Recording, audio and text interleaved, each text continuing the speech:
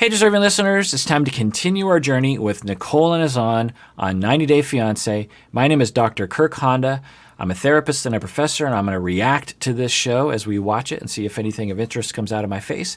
As I always say, these YouTube videos are not a replacement for therapy. If you need therapy, get a therapist because you deserve it. You really do. Let's get to the show. So Nicole tells me that the wedding is off again. So when is this going to happen? You know, I will do my best, and because I want to, you know. Azan, are you going to marry my daughter before the 90 days are up? Either marry her or let her go. In the States, we call that fisher cut bait. Well, I'm sorry that our weddings aren't satisfying your timeline. Given the mom, Rob Lee's narrative, she is coming at this with an ultimatum that Rob Lee doesn't have any power to say. She can't say fish or cut bait to Azan. She can say, by all means, I, as Nicole's mother and as May's grandmother, am very suspicious of you because this, because that, because that. But I don't know. I don't know what's going on. And Nicole, I don't know you. I don't know Azan the way you know Azan. But I'm just telling you, there's a lot of red flags here that are very concerning to me. And I guess I would like to be reassured right now. Can you tell me, Azan, something that will reassure me that you're not in this situation for the wrong reasons? There wouldn't be anything wrong with that. But for her to just come out and say, as if she has the power to tell Azan, you know, to get because they're not getting married, it's just misguided. And of course, Nicole is just like, oh, okay, Mom, I'm sorry that our timeline of getting married doesn't fit your timeline, as if you have that power. So right away, we're seeing that Rob Lee is making a mistake because she wants to be involved, clearly, but her approach is to be a mom above these two children, which I get because the two of them are kind of acting like kids in it to a certain extent. So it compels the mom, it pushes the mom into a parental attitude towards the two of them. But that just plays into that over-functioning, under-functioning dynamic that causes the mom to possess all the responsible thoughts in her head and Nicole and Azan to possess all the irresponsible thoughts in their head. Whenever you're in an over-functioning, under-functioning relationship, and you're the over-functioner, which I know a lot of you have emailed me and said that you are, one of the ways that the way systems work is that the more responsible you are and the more thoughts you have about responsibility for the other person, then this two-person system, you're possessing all of the responsible thoughts. This is a simplistic way of phrasing it, but just go with me on that. If you stop focusing so much on their responsibility, then it frees the system up for this person to start thinking about their responsibility thoughts as well. There's a lot of different things I could go into and how systems operate in human systems, but that's one of the things that we find is that, you know, so the overfunctioner might come into therapy, and one of the things that we might do is I might help them to help them understand how systems work, and then to as they go into conversations to be like, okay, this is their self-coaching as they're going into the conversation. So this would be Rob Lee. She'd be like, okay, they are going to push my buttons, and I'm going to want to overpower. I'm going to want to point out how irresponsible and how stupid they are, because they're going to be saying things that's going to provoke me to do that. But I'm going to refrain from that, even though it feels like the right thing to do, because if I do that, then that gives them the opportunity to not have to think about the responsibility of the situation.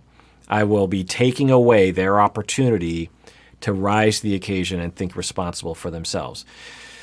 So I'm going to relax, and I'm going to stay differentiated. Their problems are not my problems.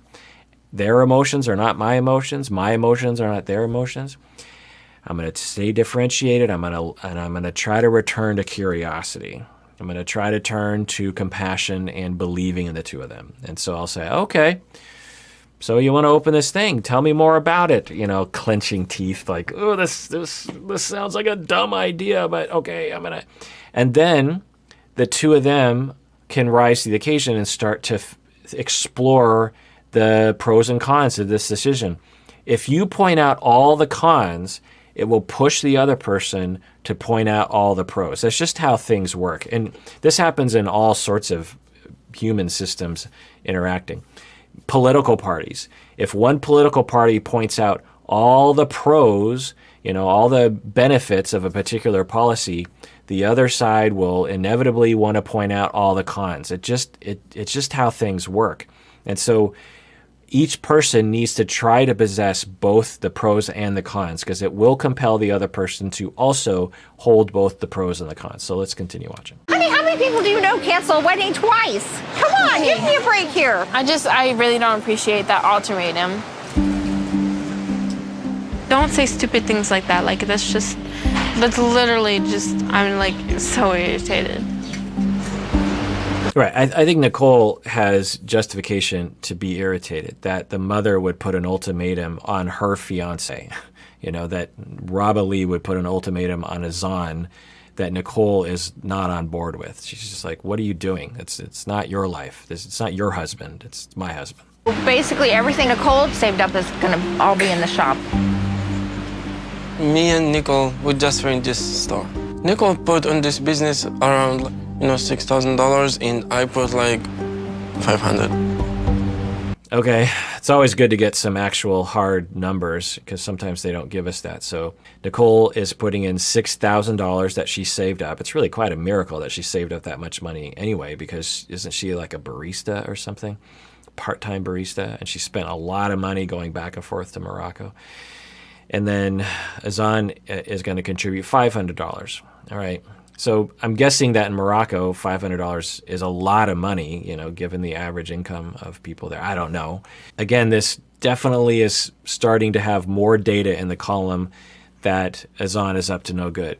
I haven't really allowed myself to explore this because I like to believe in the good in people, but I guess now we're faced with having to do that given this scenario. So I'll categorize it into two different scenarios psychologically, conceptually speaking. Now, it could be a lot of others, but these would be the two that I would explore if I was somehow asked to assess the situation. One is the psychopath angle, psychopathic conceptualization, antisocial, sociopathy, this kind of thing, where Azan is a con artist.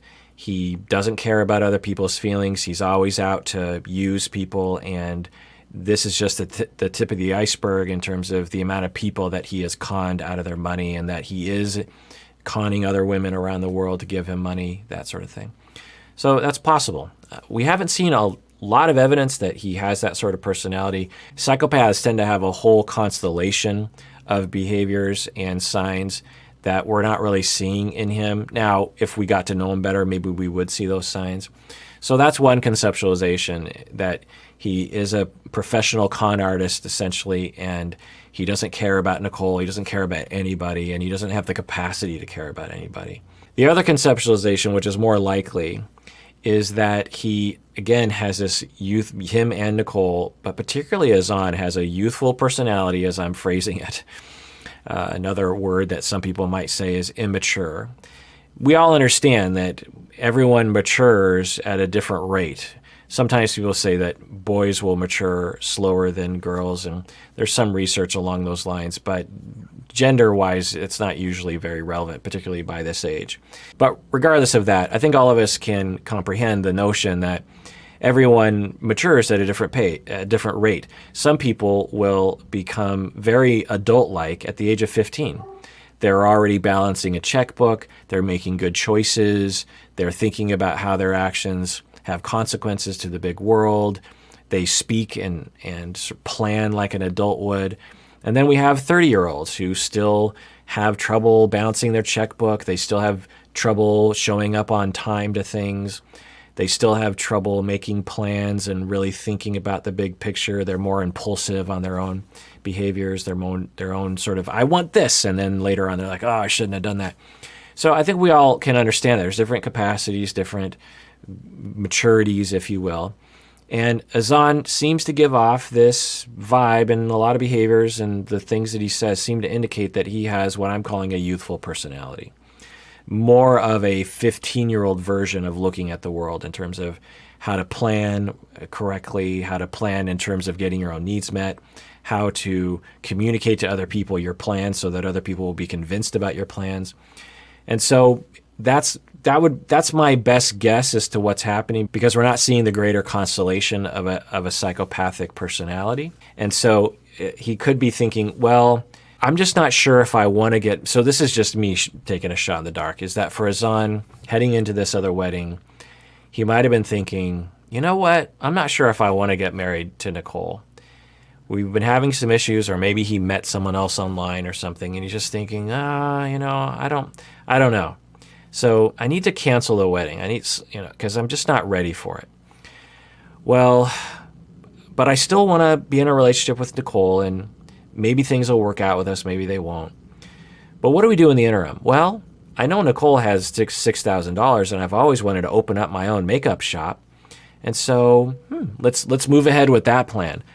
I could see that being his point of view without thinking about the bigger picture that he is now having to think about as Rob Ali is yelling at him. Let's continue watching. Azan, with the things that are happening now, it's just that maybe this whole store thing is Azan's get-rich-quick scheme, and she's going to follow along with him because she wants to be supportive. I would really, really love to see the store. I know that, but we want you to see it like when it's ready. He doesn't want to see an empty shop and then you think something bad because it's an empty shop.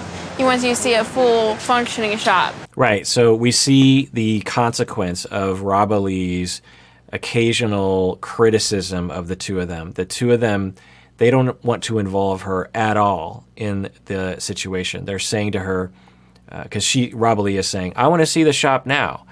Can I see it? Because I'm guessing she wants to be reassured. Like, is this real? Does the shop look like it's a viable location for a makeup store? And Nicole is saying, no, we don't want to show it to you because we know that you're going to be critical. And so, no, you're boxed out of this situation. We're leaving you out of this situation. So Rob Ali doesn't do herself any favors because her goal is she wants to be a part of the situation. She wants to influence. She wants to know what's happening. But because of her approach, her aggressive approach, they're now keeping her out, which is not what she wanted to start with. And so this is how families become fractured and how people become more isolated, and then it's more difficult for them to make choices because it takes a village to help a couple and to help a child to raise people. And so this is unfortunate for this family system because Nicole could really do well by involving her mother's wisdom because the mom's older, she knows how things work, and the mother could help out with this situation. And so it's unfortunate to see. So you believe what's happening, okay? I would kind of like to see it before I leave. I know. Can we at least drive by it or something? Honestly, right now, I'm wondering, if there really is a store. Because it would be nice to know what happened to all the money. Where did it go? I'd like to see that it's for real. Mom, there is a shop. It is happening. Where's the pictures? Now the mom is in a situation where she's being completely cut out of the situation, and that's causing her to be more anxious. But the mom, Rob Ali, is to blame for creating a situation where Nicole rightfully predicts that the mom is going to be very critical and is not going to be a positive force in their life. And so whenever I watch these shows, and I've been watching this story, the Nicole and Azan story, for now 3 seasons, I just, right from the beginning, I'm like, oh, I see some signs of some problem here. And as a family therapist, I want to get in there and say, let's work on this. And, there's a path forward. There's a path forward to getting everyone what they want here. And I'm watching the mom now suffer from being pushed out of the situation from a problem that I saw in season 1 when we first started watching them. And it's hard for me to watch because it wouldn't have been that hard to correct for that years ago, such that the mom wouldn't have come into this so aggressively. She could have expressed her feelings, but not so aggressively, such that Nicole would be much more comfortable involving the mom in the decision, even wanting the mom to be involved in the situation. How wonderful would that have been? You got some pictures for me? No. We don't have it. It was there. We just deleted them for now. But I'm sure it was there. She saw them. You saw them. Yes, I swear I'm not lying to you. I have no reason to lie to you, Mom. I know it looks like a little fishy, but I swear, it's just hard to show her the shop now. Yeah, it's so fishy. The mom is like, can I see a picture of the shop? Now, the mom doesn't have any right to demand that, but it is an interesting question. And Azan is like, oh, I used to have pictures, but I've deleted all of them off my phone. And it's just such a weird story, and it's not looking promising. I want to believe in the goodness of people. I want to believe in people's ability to do the right thing. And Azan is just making it real hard right now for me to do that. As you know, they called the wedding off again. Yeah. I guess they've just decided that it's just not, that they're feeling kind of rushed. I mean, you went through all that dresses and all that stuff, and now that all of a sudden they just decided to put it off. I know. And instead of doing the big celebration, they're going to open a shop. I don't know. Something fishy somewhere. And as it turns out, Azan has already spent all the money on the store and not the wedding. Interesting. I didn't hear that detail. So Azan has reported that he's spent all $6,000 of Nicole's money on the store already. So rent, I guess that's all that yeah, that's so many fishy elements to this. Because if you had already spent the money, you would have the location. I'm guessing you'd have pictures just out of curiosity for your own, like, hey, this is me starting the business. You would have inventory if you're selling makeup. There's just so many fishy elements to this. It just sounds awful. Son of a gun. Where's the store? I don't know. I asked him to show me the store, but he said that it's not ready and he doesn't want to show anybody the store before it's ready. He didn't want to show you the store. You know, that doesn't sound right to me. Nicole said she saw pictures of the store, but when we went to pull them up, they were gone. He said that he must have deleted them or something like that. It just tells me that he probably doesn't have a store to open up. That's what you're thinking? You're thinking he's just blowing hot air or something? I think he just wanted the money. For 2 years, he hasn't been doing anything but living off her. For goodness sakes. Yeah, this is awful. So from the beginning, and maybe a lot of you already knew this, and so you were yelling at me the whole time, but throughout this whole series, when the family would accuse him of just using Nicole for money, I just was like, I don't know. It doesn't seem accurate. I don't think they have enough data. And maybe they didn't have enough data. And I feel like I was at least subtly, if not overtly, defending Azan in this way. And now they definitely have reasons to believe that Azan is scamming her. Now, he might not be scamming Nicole. There's absolutely a possibility. I'd like to believe that he's not, and that there's some other explanation about why things are going the way that they are. But it certainly would not be a surprise if it comes out that Azan has been, at least in part, using Nicole for money. So that's pretty awful. I know it's not what Nicole wants, but my heart really wants her to just get out. You know, don't keep dragging May's heart through this. You hear May call him daddy all the time. And if this doesn't work out, they're not going to be able to explain to a 4-year-old child why daddy suddenly isn't there. Yeah, I 100% agree with that as well, but the grandparents don't have any control over that. And Nicole seems completely all in on this relationship. And so, yeah, a lot of grandparents out there have been through this, or a lot of family members have been through this, where you're watching your sibling or your child who has their own child as they start to date and start to have relationships, and you're watching it thinking like, I don't know if this is going to work. And the writing's on the wall of there's a good possibility that my grandchild is going to be harmed in this situation. Yeah, it's rough. How wonderful would it be if Nicole knew that the family, including the mom, was non-judgmental. They cared about her and believed in her, and that Nicole could actually reach out to them for support, for wisdom, for mentoring, for guidance.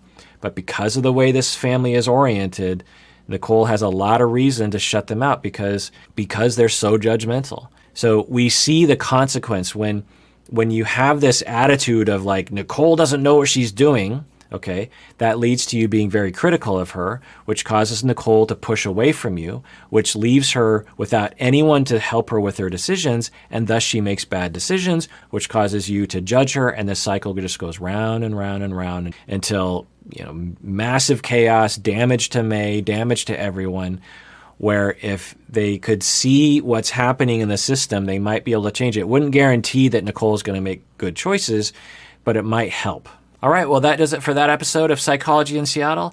Hope you found it interesting, educational, provocative in some way, useful. That's always my hope, is that these videos are at least kind of useful in people's lives. And everyone out there, please take care of yourself because you deserve it. You really, really do.